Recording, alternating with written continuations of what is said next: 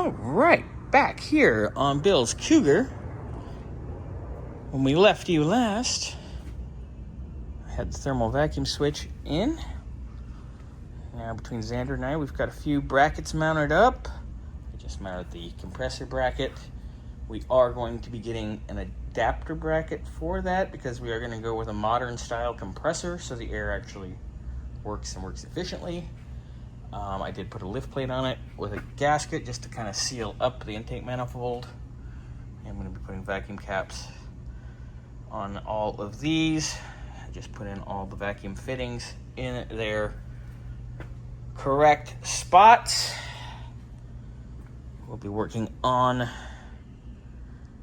locating our temp sender, putting that in. That'll be coming up. We do need a new heater hose water outlet for that because the one we have is it in this box. It was in this box. Where'd I put it? Anyway, it's here somewhere. I just had it. Oh, it's over on my desk because I got a picture of it sent over to Alan at Mustang Country because ours is rusty, crusty, and nasty. So I'm gonna carry on, do a little bit more bracketry detail installation. Hopefully our new dipstick shows up. I can get that done and mounted as well.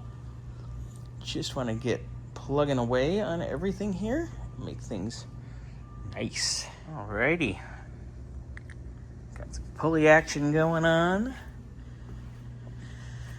There we go. That looks nice. That'll help us start aligning our remaining accessories.